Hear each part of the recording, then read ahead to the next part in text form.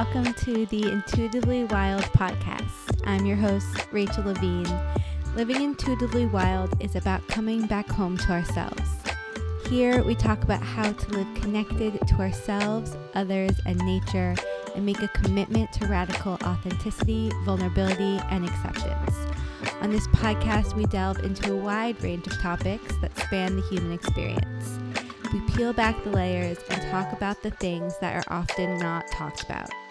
This is a space for us all to walk and wander this path of life together. Let's dig into our roots and go deep. Hello and welcome back to the podcast, and welcome to our monthly time to create a ceremony/ritual for a special moment happening in the seasons and cycles of life right now. And I love creating these episodes because it feels like such a special ritual for me to sit down and record them. And I love thinking about you guys every month listening, and that act of listening is a ritual for you and can be a whole ceremony for you. And to just be in this process together feels really, really special. And I don't know about you, but I cannot believe that we are sitting down to record this episode. I cannot believe that we are entering autumn. I feel like this year especially, summer was so hyped up and so celebrated and so emphasized and embraced. I feel like we all really needed a full-on summer moment, and I know I did, and I know I felt that energy leading up to summer and during summer, and I was writing a lot about summer and really romanticizing it in the best way possible and ritualizing it. And it was a really, really special summer. And I feel like because it was so hyped up, the fact that it's ending feels so crazy. And for so long, the thought of summer ending was terrifying for me. And embracing seasonal living and creating rituals and ceremonies to embody that has changed my whole way of relating to fall and winter. And this is why I'm so passionate about talking about seasonal living in regards to mental health, because I think it can be hard for us to understand why seasonal living can impact our mental health so much, but it's because it allows us to be really present with our lives and to find ways of connecting to the seasons that feel so nourishing to us and integrate them into our everyday. Because in the past, I associated winter with this version of myself I was not okay with, this version of myself that was sad and low energy and overwhelmed. And I associated the summer version of me as one that was successful, quote unquote. And now that I'm able to navigate my life seasonally and weave seasonal rituals into my everyday, I can be really present with how I need to show up for myself in each moment. And I can attune to what's happening around me and use that as information for how to support me going forward. So instead of resisting what winter might bring up, I am celebrating it. I am bringing it in ways that really support me, and finding all the joy and all the lessons and all the nourishing ways that each season wants to show up for us, all the lessons that are here for us to learn. And so instead of seeing autumn as just getting closer to winter, I now see it as this distinct time to really soak in the magic of what nature is offering us right now. And I am so excited to say that. I'm excited that autumn is coming because it's now one of my favorite times. And so on September 22nd, coming up, we meet the Autumn Equinox, otherwise known as Mabon in the pagan tradition. It is the halfway point between the summer solstice and winter solstice. Balance, abundance, gratitude. Summer is ending. And I'm sorry if that's really hard to hear. It used to be overwhelming for me to even acknowledge the coming of fall. For the first time in my life, I feel differently. I don't feel an overwhelming sense of grief around summer's end or a foreboding feeling towards the future. I don't feel the need to cocoon in a cave until summer returns or escape to a sun-soaked country screaming, "Winter is coming," as if that will solve all of my problems. Because I used to do that.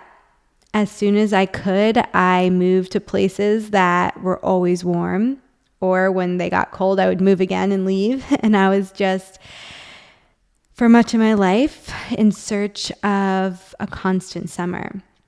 The heightened energy, the productivity, the warmth, the movement, the vitality, the light. I soaked up the summer sun as if it was the key ingredient to my success, the antidote to my anxiety or the prescription for my pain.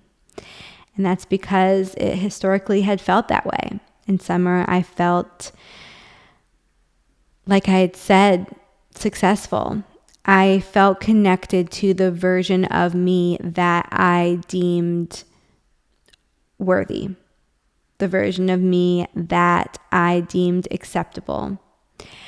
And everything else was not good enough and shameful and needed to hide away. And so for a lot of my life, I felt that way, and I kind of did in the winter hide away, and not in the way that winter asks us to, not in the way that fall urges us to get quiet and still and slow down. No, I would hide in the sense of really shutting myself off and shutting myself down and just feeling shame and not wanting to be seen. And now I realize the answer lies in the evolution. The seasons are here for a reason. They're bringing us through different, like I said, lessons and learnings and energies and gifts. And when we can embrace that constant shift, and when we can embrace that evolution, when we can embrace the cycles of the seasons, we are able to really be present with our lives and really see what this world has to offer us and understand how nature wants us to navigate. Because the answer doesn't lie in shutting one part of ourselves off. Because the season that we often restrict or turn away from is connected to a version of ourselves that we haven't accepted. And so the answer lies in embracing all of it, accepting all of it, learning from all of it, learning to love all of it. The change, the transformation that comes with allowing ourselves to move with nature instead of constantly trying to control our experience of it. Now I have never found more beauty in autumn.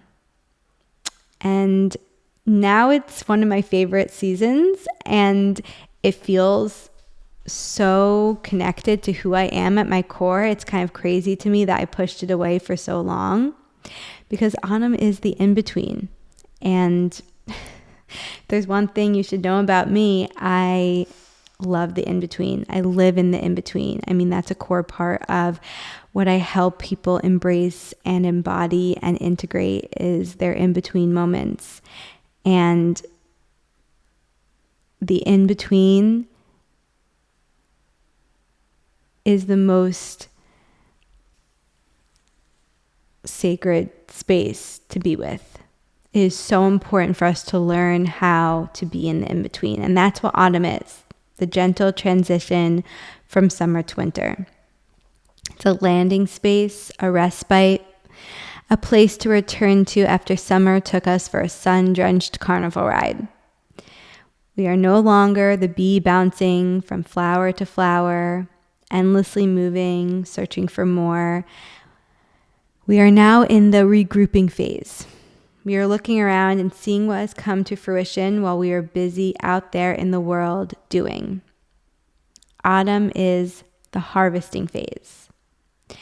And Mabon is the second harvest festival on the wheel of the year, the first being Lughnasadh, which we created a ceremony for a couple of months ago. And we are continuing now to see our flowers bloom and our seeds burst forth. So the fact that this is our second harvest festival and that there are 3 in total on the wheel of the year is a reminder that growth takes time. It's a reminder that growth moves through different phases and needs different things in each phase. In summer, the nourishment leaned more towards action and external movement and showing up in the world. And now the nourishment is the pause, is the processing, the integration, and the preparation for the stillness. Because the truth is that winter is coming. And it will ask us for our stillness, for our presence, for our unraveling. And so autumn, and the autumn equinox especially, meets us in the tender moment between action and stillness. And so with this ceremony, we breathe here. With this ceremony, we allow ourselves to be here. We allow ourselves to be in the transition. And when we do, we find that the natural next step is stillness. When we no longer fight nature and instead fit ourselves into it, we find that it is custom made to support us. And it is. This is the becoming. Creating a ceremony or rituals for Mabon and autumn in general allows us to really be with and in the becoming, in our becoming, to witness it, to reap all the benefits, to eat the fruit we've grown, to digest the nutrients, to integrate the lessons, instead of just letting life fly right past us. We don't want to let this moment pass us by. We need to allow ourselves to be paused, allow ourselves to change, allow ourselves to become. Resisting the ritualization of life is resisting the integration of our evolution. When we allow ourselves to create ceremonies and rituals for our life, we are with our becoming. And again, whether that's one big ceremony that you create for this moment on the wheel of the year or autumn rituals that you integrate into every single day, it doesn't matter. I recommend both. But either way, it's a way to really be present with your life. And you are no longer fighting yourself. That's how you support yourself and nourish yourself through seasonal living.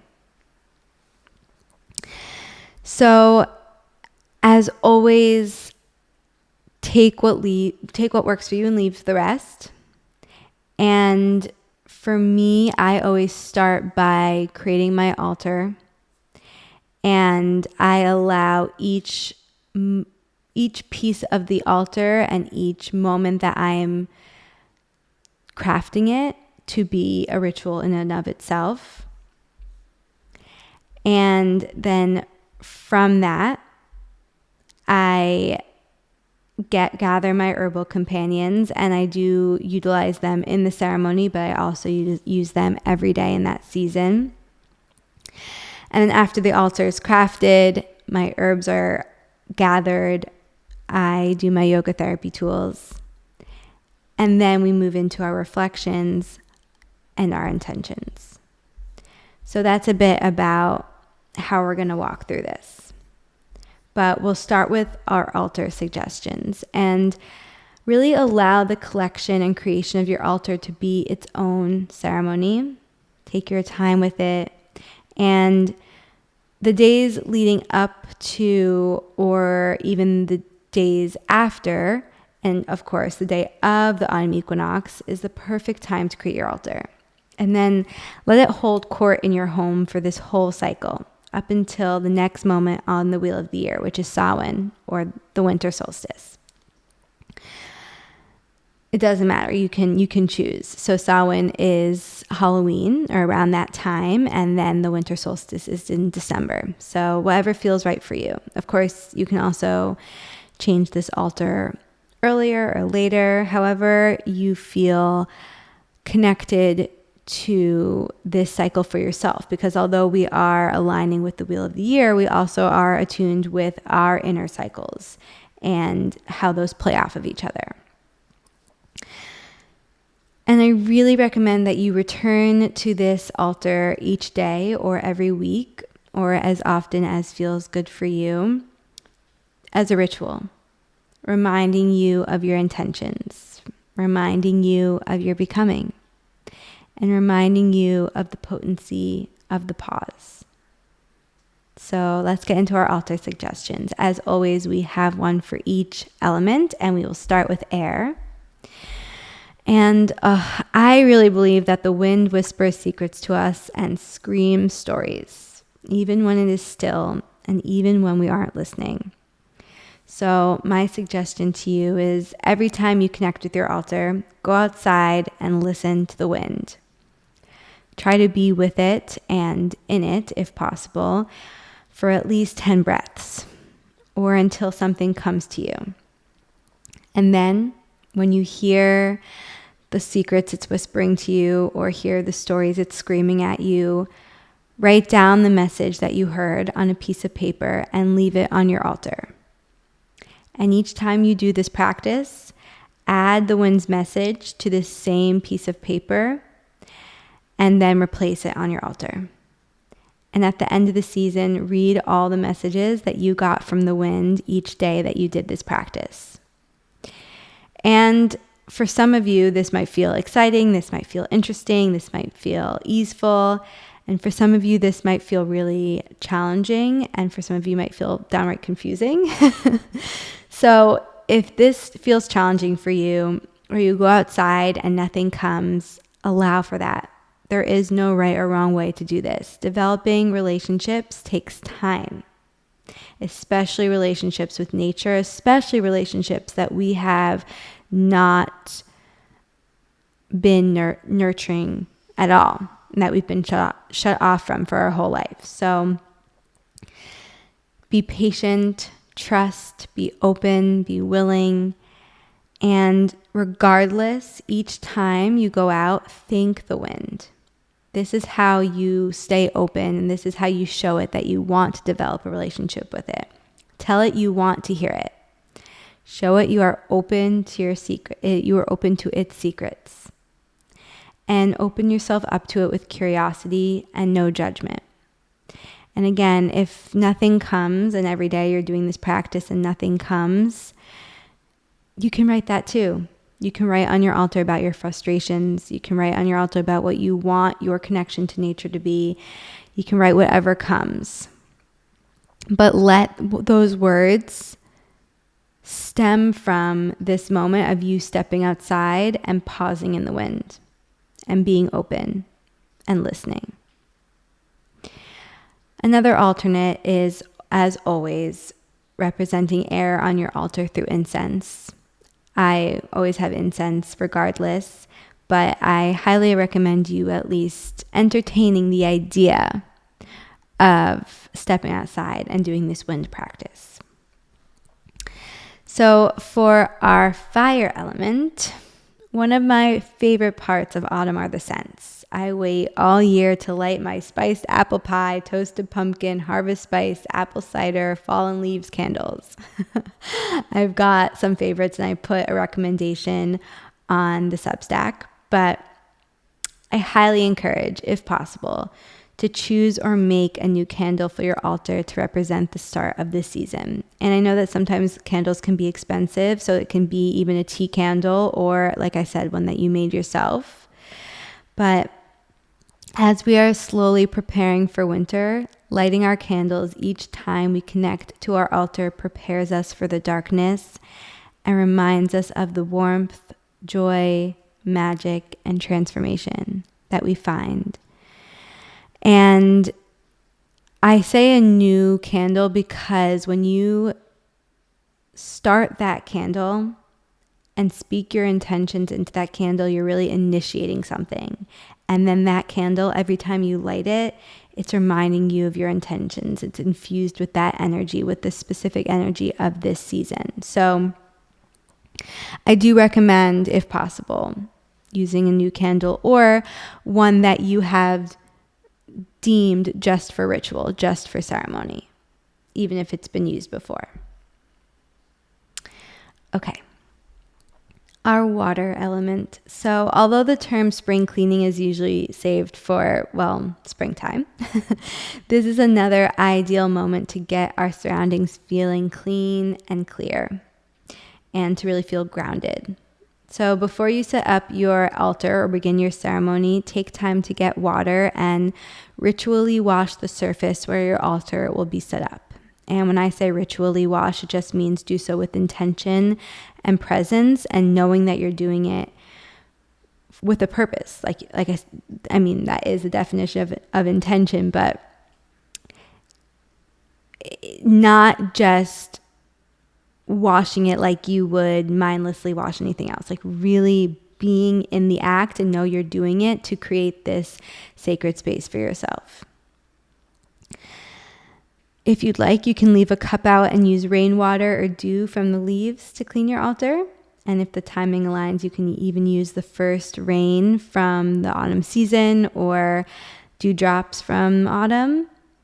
But of course, if you're doing this before the autumn equinox, that might not be possible. You can also use any rainwater. Then leave this water on your altar to symbolize your fresh start.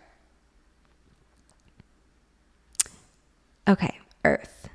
So this is your time to physically, not just metaphorically, take stock of the abundance blooming around you. Whether you have a garden you tended to over the previous seasons available to you or not, we all have nature's abundance at our doorstep, showing us the fruits of our labor. So this is just about finding a way to engage in connecting to nature in order to symbolize all that has grown for us until this point. And that can be going apple picking, could be picking wildflowers in your local park, or choosing tomatoes from your farmer's market. Go wherever you feel called. Follow what feels exciting, easeful, natural, and integrity to you.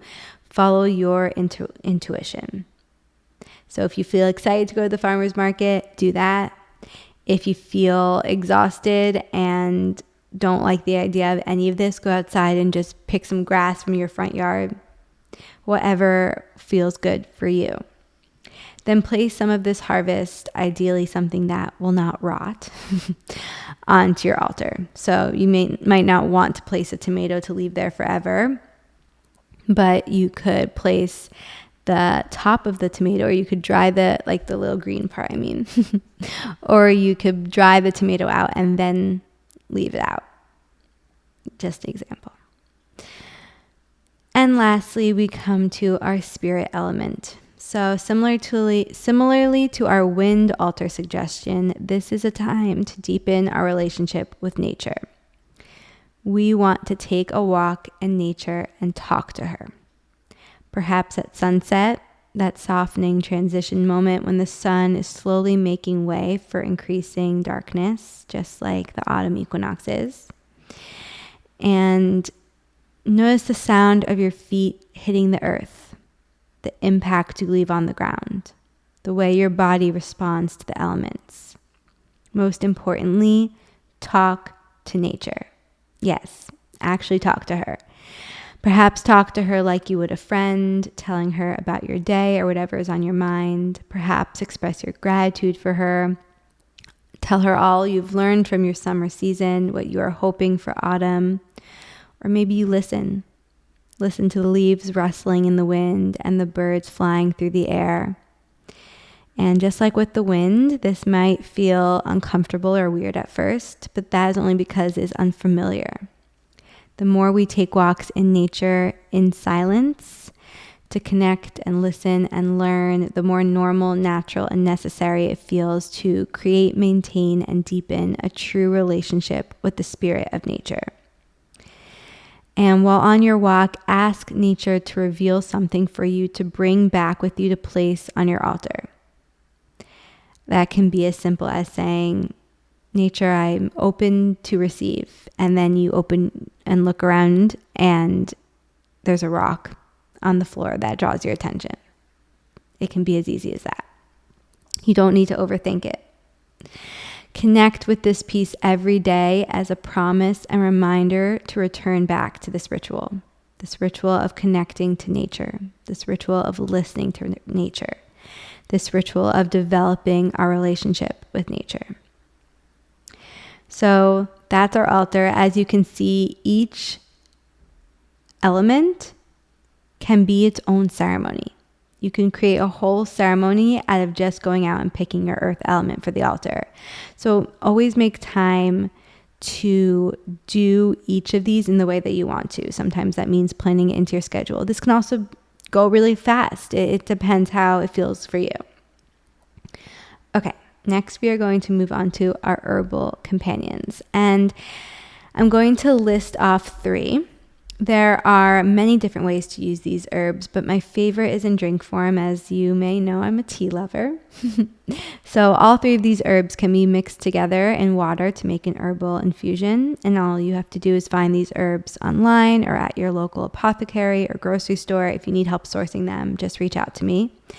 And then you mix about a tablespoon of each into a teapot. Pour boiling water over them and let them sit for about 5 to 10 minutes and then strain and enjoy.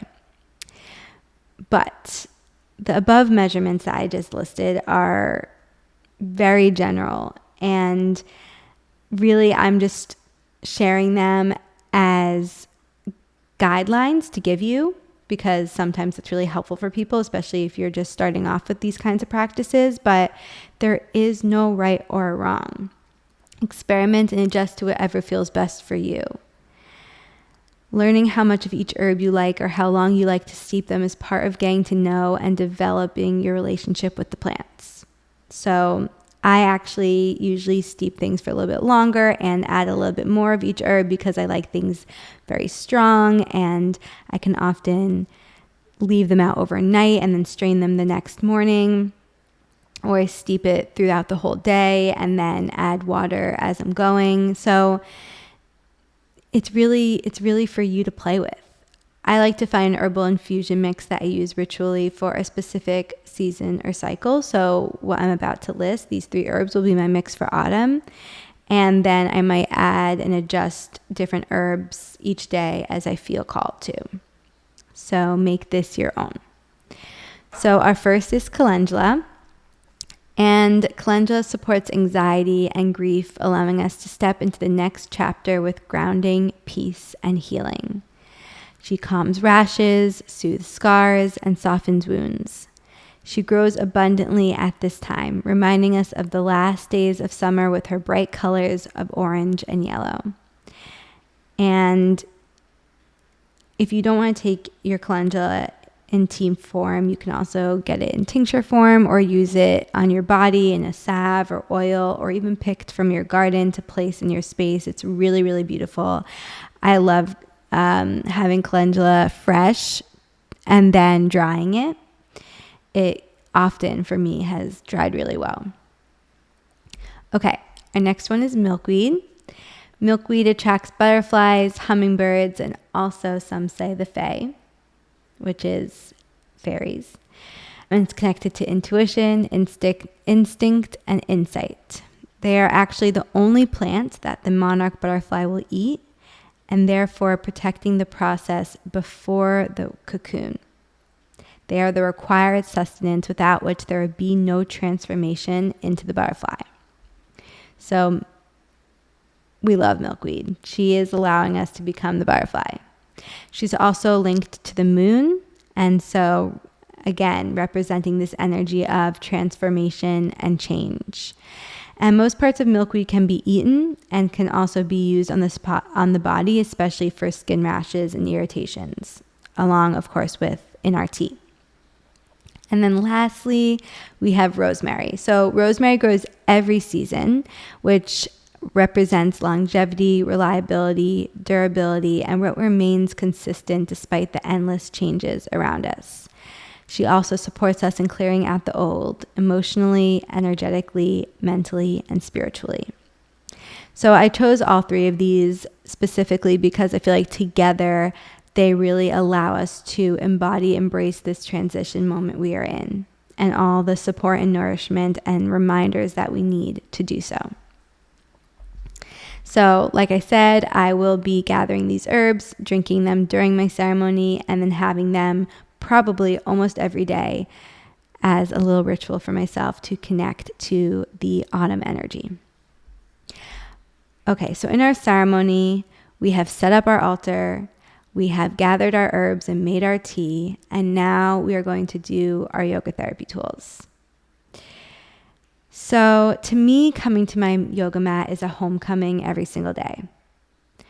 A homecoming needed even more emphatically and desperately sometimes than others. And this is one of those times. This transition moment, this slowing down, this becoming, this pause, this integration.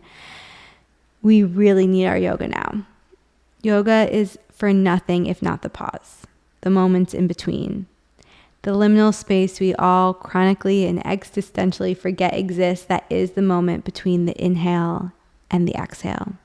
It's not the contraction or the expansion, not the releasing or the gathering, and also not either of them. It's all of it. It's none of it. It's the in-between. And so we come to our mat to be with that space, really to be in it and to be held by it. I recommend doing these in the sequential order that I'm going to list them, but as always, follow your intuition, your needs, what feels good for you, add, subtract, go with your body. So first, we are going to practice the pause with some pranayama. The pause in between breaths is known as kumbhaka in Sanskrit, and in English it translates to the vessel, which is so perfect because we breathe in life and we hold it in our vessel, and then we breathe out to release so our vessel doesn't get too full. And there's so much more to that, and how we, through our breath, gather energy in our body, etc., but we'll leave it there for now. For this practice, we are going to practice a 4-part breath to utilize the kumbhaka after both the inhale and the exhale, which helps us connect to the balance of this time. And there are different ways to practice this breath, different counts and methods to use. I recommend starting with this count I'm about to share, and then experiment and expand from there. So the goal here is that you don't want your breath to feel ragged or forced. I recommend starting with an inhale for a count of 4, hold at the top for a count of 2, exhale for a count of 4, and then hold at the bottom for a count of 2. And then repeat. And I recommend practicing for at least 10 breaths, and then you can release and come back to a natural breath and pause and notice how you feel. And the pausing and noticing is just as important as the practicing of the breath. Okay, so once we have done our pranayama practice, we are then going to move into finding the balance, expansion, and release through some forward folds. My favorite ritual to weave into my day-to-day is half sun salutations. And this is especially true when I'm trying to find the balance between action and ease and the pause in between. I go outside, I inhale full and deep and slow, while lifting my arms, head, and heart to the sky. And then I fully release. Exhaling out my mouth, dropping my arms to my side, letting my chest hit my legs. Sometimes this is gentle, sometimes it's aggressive. It depends on the day. And while we inhale and rise, we channel the energy of the sun. And while we exhale and release, we channel the energy of the moon. And I want you to do this for at least 3 rounds.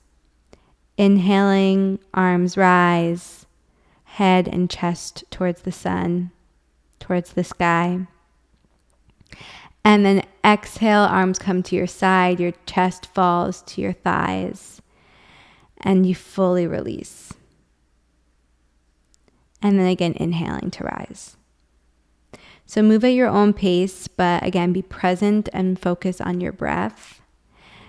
And just let your body move you. Maybe your body starts to add some more movements or stay in stillness for a little longer in one position than the next. Trust that. And it can feel really good to completely sigh out your mouth really loud and just let out any pent-up energy that needs to be released. Or it might be a soft exhale. Or maybe you even keep your mouth closed and inhale and exhale both through your nose.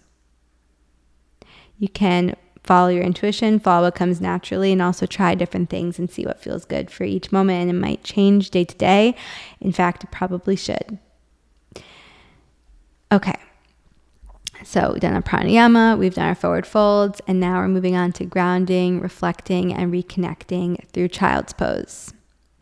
So child's pose is a moment to go inwards. It grounds much of our body onto the earth, really rooting us. And like a turtle going into its shell, we turn our senses off to the external world, finding safety and security in the darkness, tuning into our inner voice. I don't know if you can hear Theo. He's dreaming and he's crying a little in his dreams. It's very sweet. He does this often. It's not like crying. I always think he's playing with someone. Okay.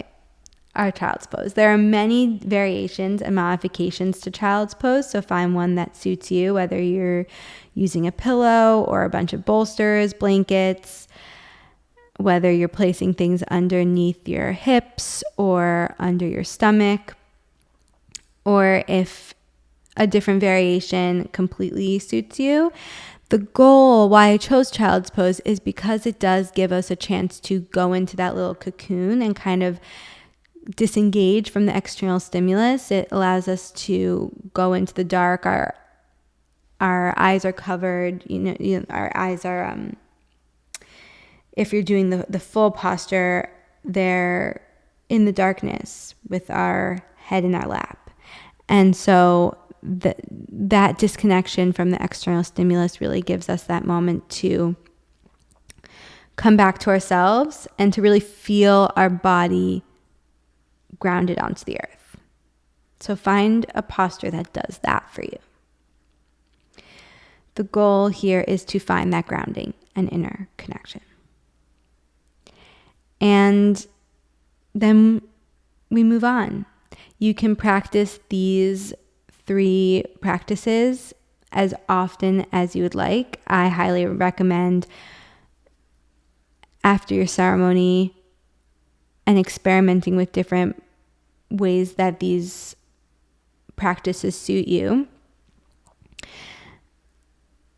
getting to know the variations, then finding ways to make them a ritual in your everyday life. So whether that's every day, during autumn, or every week, or just some way finding this little ritual, this pocket in your day to connect to these practices can really allow you to connect to the nourishment of autumn. Okay, now we're going to move into our reflections. So I don't think I said this already, but as always, this will be on Substack. So I'm going to read out our reflection questions and you can process and ponder them. While you're listening to this podcast, you can pause and write things down.